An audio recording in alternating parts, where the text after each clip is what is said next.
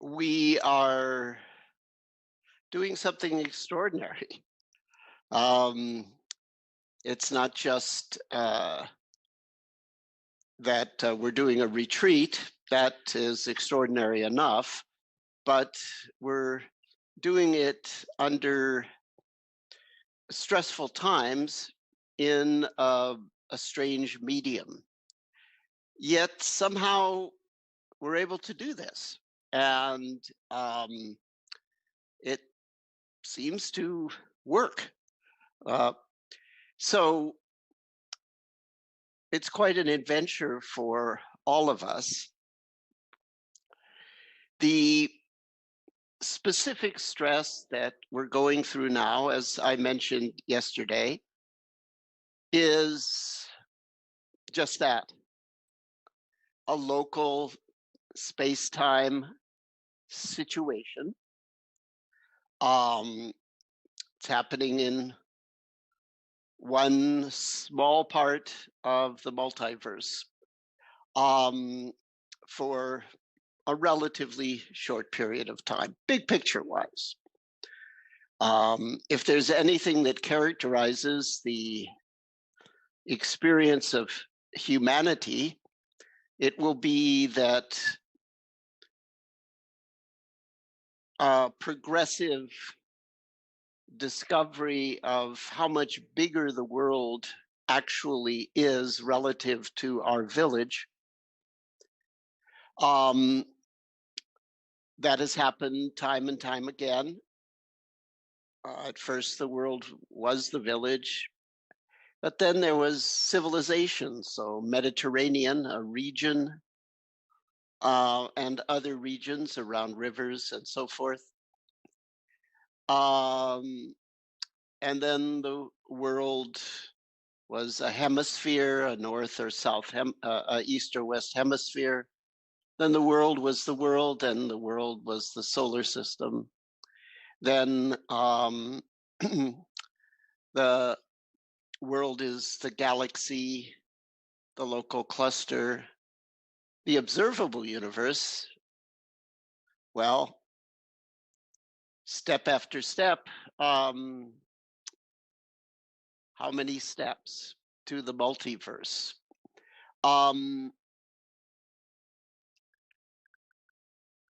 the principles that govern the multiverse are what science is interested in, also philosophy um, is interested in that area. And to the extent that it relates to human happiness, we can be interested in those things also. So the issue is human happiness in the big picture, always remembering the biggest picture, which for each of us is our own individual life. So relative to the whole universe, there's a situation. It's not trivial. Um, Relative to us, it's even more significant because our big picture is our individual life. So we come together to, in a sense, expand the size of our life, um, to increase the scale of our life by inflating each moment of our life with concentration, clarity, and equanimity. Part of that will be intentional. I have an intentional practice in this moment, in this situation. And part of that is, of course, the momentum of the previous work that each has done that is there for one, sort of automatically. the good karma, the cumulative effect of the self practice and the service to others. That's there for us moment by moment, whether we're intentionally practicing or not. Um, and it expands the scale of our life. That's one way to think about it. If I were to say, I've got this wonderful um, process, all you have to do is take a half hour each day and uh, a weekend each month, and I'll add 100 years of quality life to your life. People would say, wow, that's a good investment. I don't know of any process right now, although from what I hear in the genetics world, there will be some significant extending of life. But I don't know another 100 years onto our current, what that would be like or even feasible. But what I can say is now any human being can decide to allocate a certain amount of time and energy to creating a practice structure. Um, you need at least one technique. A lot of people have uh, more than one technique. If you have more than one technique, you sort of need to know how they're organized as a set so that you can use them together strategically in practice.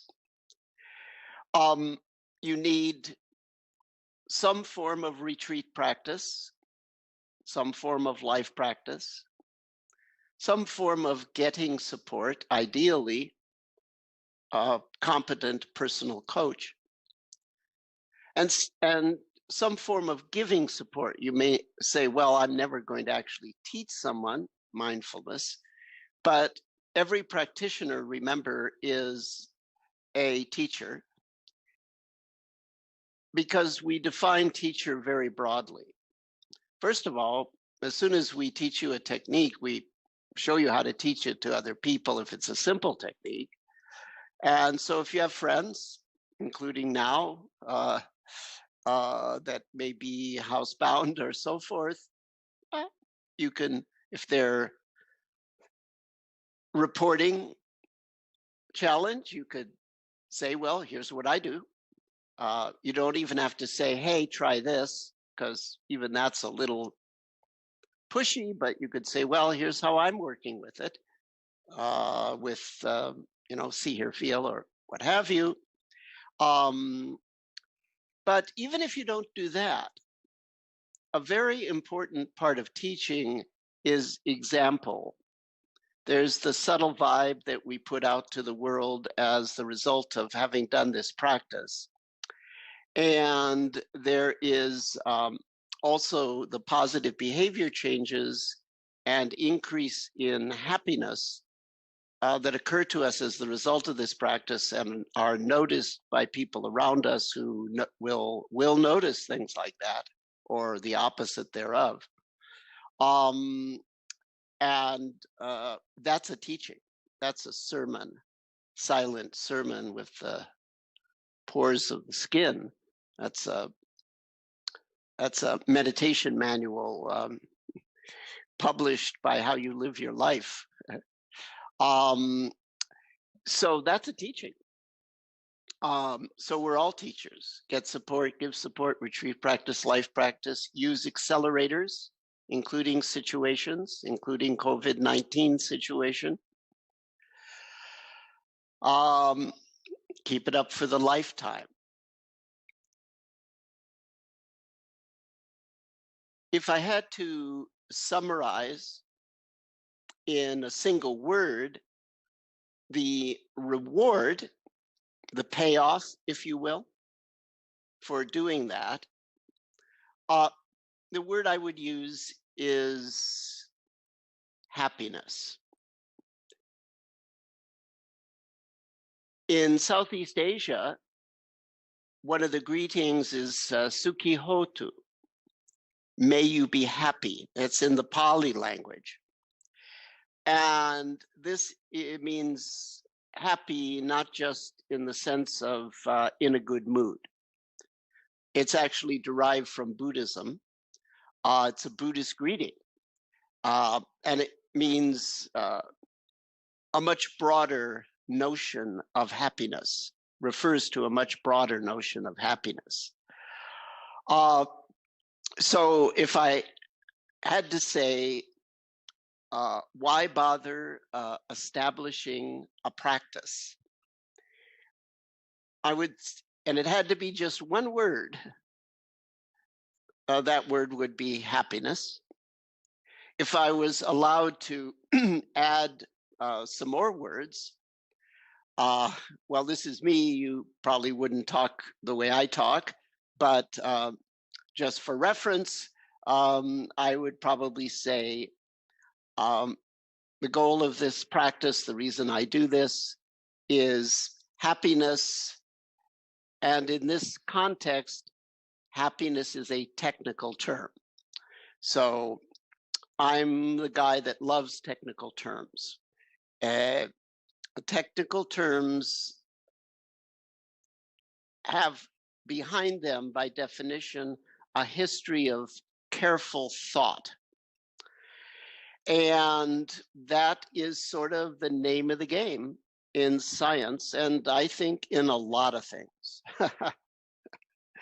You know, the original meaning of the word meditate in Latin was to carefully consider something. I'm meditating about it, means I'm giving it due diligence with thought. So happiness as a technical term. What do we mean by then happiness? Well, the characteristic of technical terms is that often they're based on what's called dimensional thinking. Some people call it axial thinking. It's an ability to analyze a situation into its fundamental degrees of freedom. How many basic movements can occur here? So if we start with just happiness, that doesn't give us a whole lot of information. We need to make some distinctions. So if I had to distinguish two kinds of happiness, I would say there's the happiness associated with closely with an individual mind and body experience. So you might say my personal happiness, with personal defined fairly close. So my financial situation, my health, my reputation, my lifestyle, my freedom of movement, and so forth. So certainly an individual, if you ask them what would make you happy, they'll probably mostly talk about personal things. So fine, we all have that perspective. But perhaps a little less obvious is that how we relate to other people, how we carry ourselves in the world, are actions that are intentional, um, are they admirable? Uh, do we interact skillfully in our relationships? Um, this is the world of action and behavior. And a, a view of happiness that doesn't include some sense of uh, improving habitual action, um, I would say that's a limited view of happiness. So we want to include things like positive behavior change um, under as a element of happiness, and this entails relationships with others. We as human beings are evolutionarily wired to help other human beings. Um, we are this amazing social species. I mean, yeah, there's social animals and they're amazing, but nothing like us in terms of how we can both cooperate and serve, and how we can do the opposite of that and have same species uh, homicide justified by the term warfare. So um, we're we're an interesting species. You can look at the negatives, but my view of history is that we do progress. Um, and the positives, the bonding that human beings do, particularly around parenting, that's just everywhere, right? It's a natural call to service, but it's not the only call to service. There are many, many ways that human beings help others. We've all seen that during this time of crisis, the different people that are just saying, hey, I'm going to help this way or that way, without regard for making uh, uh, a shekel or a buck or a renminbi. They just want to help. And we see human beings will do that. One way or another, a service is also part of happiness. So we'd want to, if I could only make one distinction to make sure that we covered enough of happiness, I would say, sure, it's about what people usually think it's about. But also remember skillful action and fulfillment through service. These are dimensions of happiness. So that's one distinction.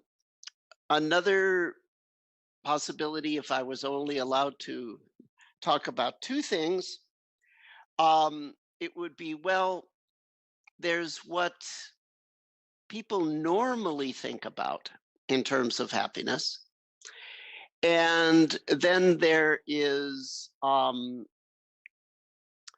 what most people don't know about, a sort of deeper aspect to happiness. We might call the surface or conventional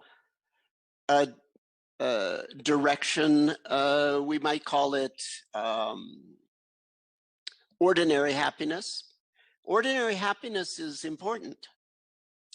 But there's this other thing called extraordinary happiness.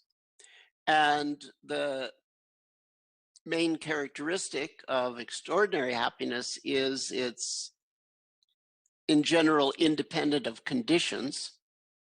Most ordinary happiness, not all, but most ordinary happiness is dependent on conditions. If you're aware of the virus as it impacts the world, which we are, what we're really aware of here is how it's a constant reminder. It is a kind of sermon, the constant reminder that happiness dependent on conditions is ultimately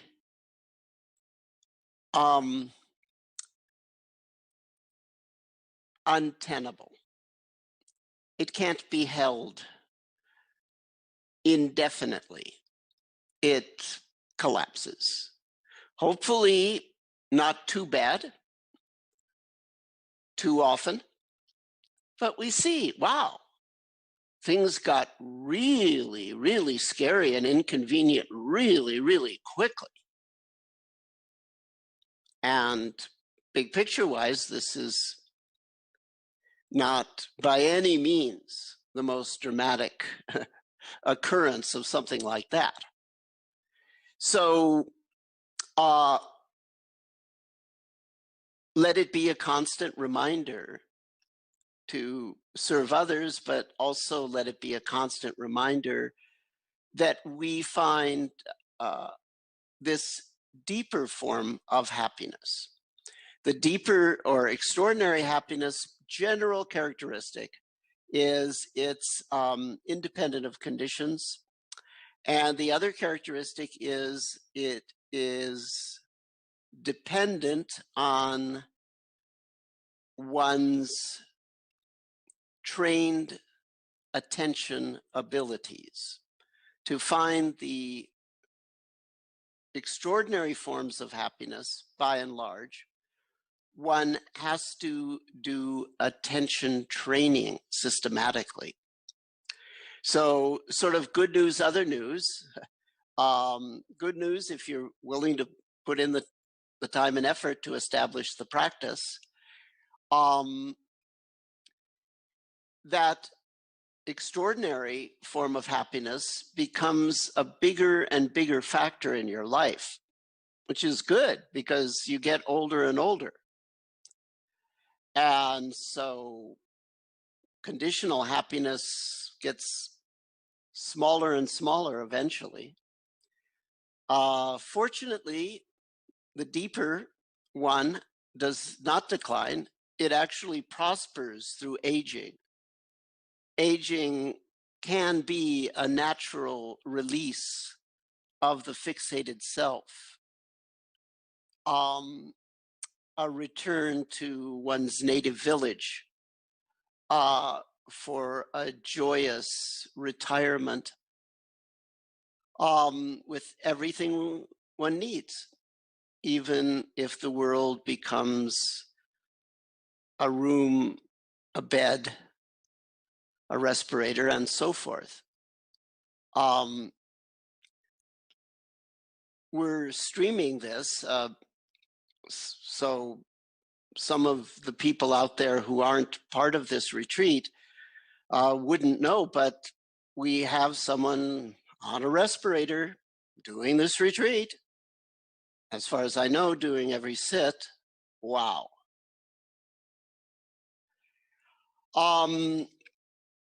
So happiness is bigger than just one's personal, and it's deeper than just what most people think of. So it turns out that establishing and maintaining a practice, which you now have a definition, of what that is. Turns out that that's relevant to every aspect of happiness. If it's relevant to what most people call happiness,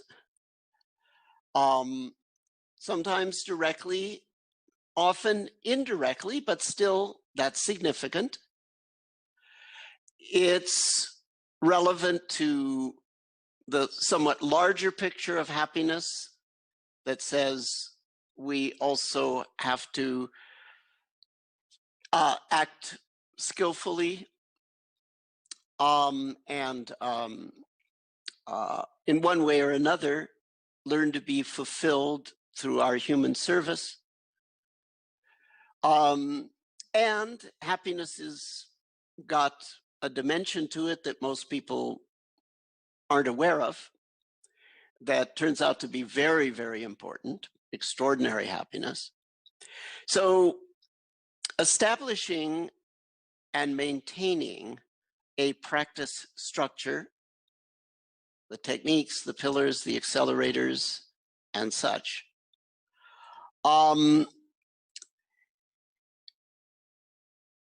this directly or indirectly has an impact on happiness technically defined, happiness broadly defined,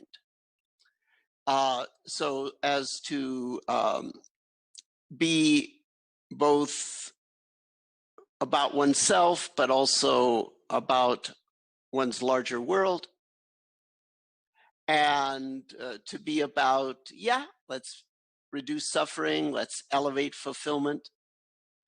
But also understanding that you can reduce suffering by eliminating pain, but you can also transcend suffering by having a complete experience of pain.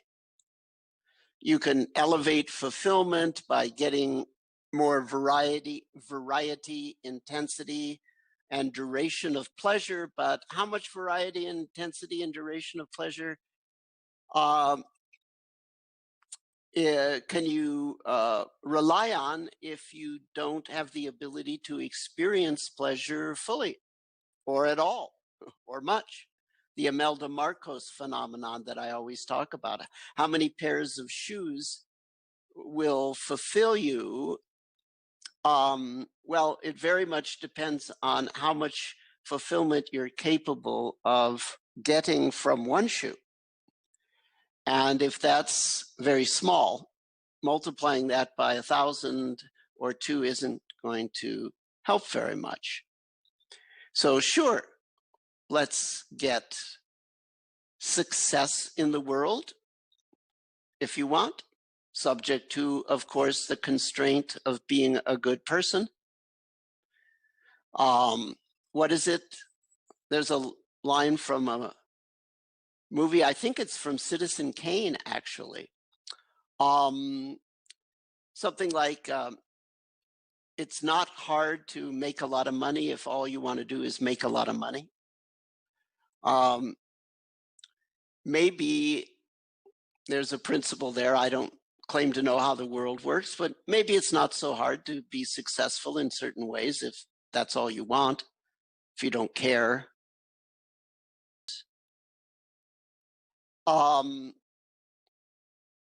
So, yeah, go ahead, be successful, subject to be good, and enjoy pleasure, fine. But remember, fulfillment equals pleasure multiplied by mindful awareness. So, I mean, I can't imagine someone more wealthy than myself. I mean, I literally have everything. Every single thing I could possibly want in the material world. That's a billionaire. Got everything. So The quick answer to why we do this, I would say, is happiness broadly considered. We can show plausible mechanism whereby concentration power, sensory clarity, and equanimity impact all aspects of human happiness, no matter how broadly we choose to define human happiness. So this sounds like a pretty universal message. Any human being, if they're interested in engaging in a conversation, if you ask them what would make you happy, they'll start talking. Now, a certain kind of person would be fascinated by listening to anyone's description of what would make them happy. I can do a thought experiment. I can imagine interacting with just about any kind of human being in the world and asking them the question, what is happiness for you? What would make you happy? And then pursuing that and letting them talk and talk and talk, getting a full outline of what happiness would be for that person. Why would I find that so endlessly fascinating?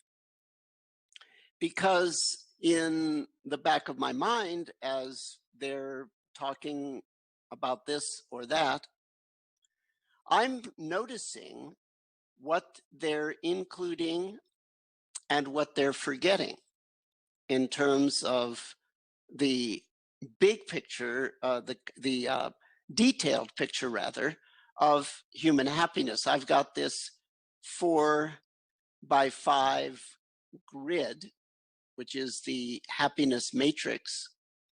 And of course, we use combinations and subdivisions from that grid to analyze a person's concept of happiness at a given time. Then show, I'm very interested in their concept of happiness, what they remember, what they know about, what they don't know about, and so forth.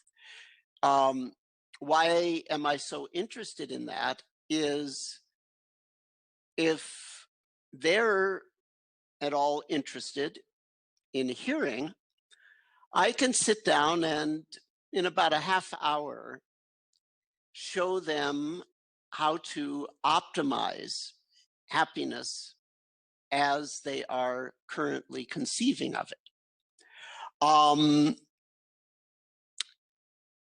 Contingent upon having a mindfulness practice. So if you have a practice, then you can use these attention skills and these focus techniques. It's sort of two factors. We develop a generic elevation of our base level of concentration, clarity, equanimity. That's a generic training. But the techniques that we use to do that training, which are in that guy's exercises, also are strategies for daily life, for achieving happiness, specific happiness goals. So I can show you through the mechanisms whereby if you have a practice, you can use these techniques, you can use your ever strengthening base level mindful awareness combined with the technique set to optimize your happiness profile. It's an amazing thing to be able to know that you can give this to just about anyone in the world. Now, of course, are people going to take on the practice? Well, that's a different issue. But you start with happiness. Find out what's happiness for a person. And then if they're interested, you can show them how to make improvements. As opposed to starting with what? As opposed to starting with you should believe this or that, you should do this or that, et cetera, et cetera. Maybe there's a place for that kind of thing in the world.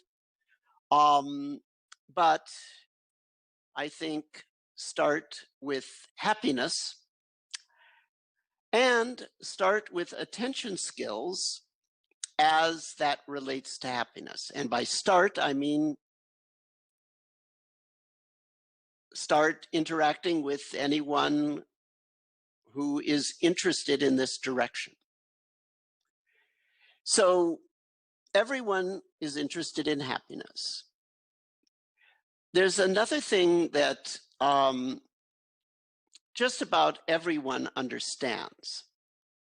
So in addition to being fascinated by hearing just about anyone's view of what would personally make them happy, I also get fascinated by something else when I interact with people. I get fascinated by what their experience with systematic training is. Have they done exercises? Have they developed sports skills, coordination and such? Have they developed artistic skills? What was their music training, possibly? What kind of training experiences a person had?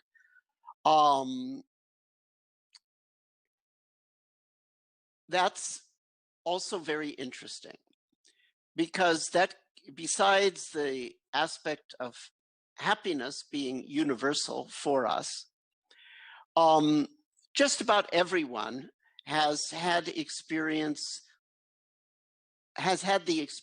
that through systematic training, through a practice, if you will, through a systematic practice, I dramatically got better at something. I got dramatically stronger.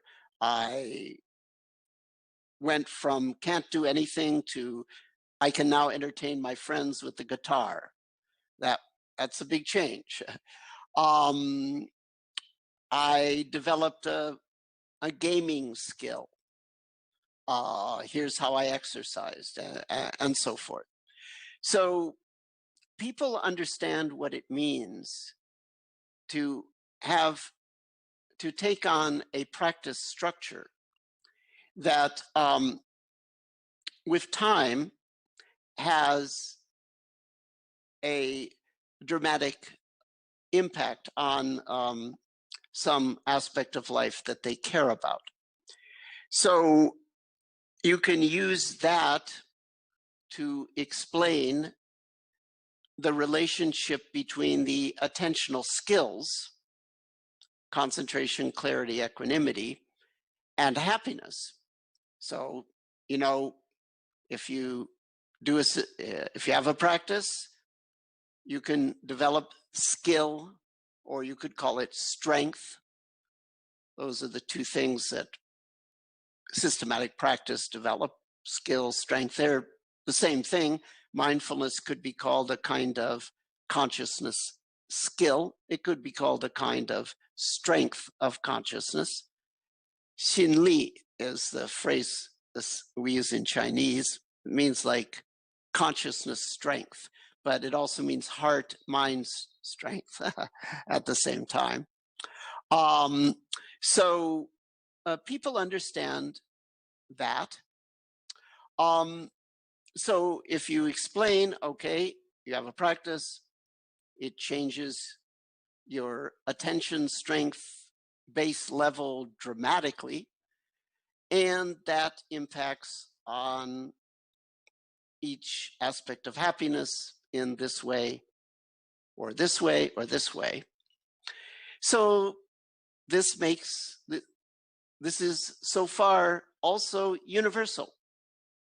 If someone is interested in this message, we haven't said anything that's likely to stick in their craw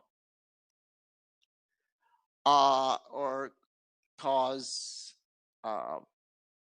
pushback. But all along in this talk, I've been talking about these core skills. Does the average human being know about these skills? Concentration, clarity, equanimity? Well, I would say yes. But it's a sort of Socratic situation. There's a famous story in Plato involving Socrates. They were all getting drunk and discussing philosophy. That's what symposium means. We have professional symposia now, but it really means sympose. It means drink wine together and talk about stuff. So they recorded that from ancient Greece, and Socrates claims that he was taught by this shaman woman about the true nature of love, and it's just amazing dialogues that have been recorded. And somewhere along the line, Socrates says one of the things that is really important about teaching is to realize the student already knows. You're like a midwife, a myutes. It's called the myutic method. You don't create a baby. The baby's already there, and you know how to get the baby out. The understanding is already there. It's the myutic method, the Socratic method. When I talk to a human being that is interested in mindfulness but doesn't know much about it, I use a Socratic approach. I assume actually they do. They know, but they don't know. So that sounds sort of mysterious. What does that mean? And what is my job in sort of bringing that knowledge, that hidden knowledge to the surface? Well, first of all, concentration, clarity, equanimity, those are technical terms in the see, hear, feel system. So the it might be confusing to people if you try to go into full detail about those distinctions. But the fact is, if I were to go into full detail now, just to give you a clear conceptual framework, the fact is, I would say most people have had an experience where they became extraordinarily focused and they felt better and they did better. Most people have had that experience. Most people have also noticed that when they're unfocused, they don't feel as good and they don't do as good. So in a quick description where you don't want to necessarily parse out all the distinctions between concentration, clarity, equanimity, one could just sort of generically talk about focus ability, but understand that focus ability has those dimensions to them or to it. So you could say You can ask a person, have you ever had an experience where you got very concentrated and it was great, or where you couldn't concentrate and it was not great? Have you ever had an experience where there was great focus clarity and that made things richer or easier? Have you ever had an experience where there was too much happening all at once, so you lost clarity and you couldn't function, you didn't feel as good? Have you ever had an experience where there was something unpleasant, but you just didn't fight with it and it was okay, it just sort of passed through you? Um, have you ever noticed that when you have pleasure and you sort of hold on tightly, it doesn't fulfill you as much? Um, if you're doing the math on this, I'm saying that there's 6 possibilities if we parse, quote, focus into concentration, clarity, equanimity. Then people in their life experience will have noticed that when they're concentrated, things are better, or they will have noticed the opposite of that, or both. Likewise with the sensory clarity and the equanimity components. So you've sort of got 3 shots, 6 shots actually, to do what? To make the notion of a focused state, which, as I say, you can just call it broadly focus, understanding yourself that in fact it has 3 dimensions, or you can parse out the dimensions and actually try to explain the distinctions to people if you have the time and inclination. Most people, long story short, have either experienced the benefits of being focused, or they've experienced the deficits of not being focused, or what is most likely, both. Therefore, they know the relevance of, quote, focus. They know the relevance of Shinli, of consciousness strength. They know the relevance of this from their own life. So you combine the fact that it's all about happiness, broadly and deeply considered, with the fact that we can describe the entire process of optimizing happiness as being something as unthreatening and quotidian as learning how to play the piano. And combine that with the fact that if you know the right questions, most people have are aware in a vague way that that focus power is related to feeling good and doing good.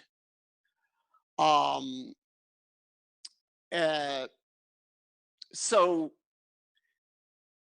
this is a universal way to approach the world, because it's very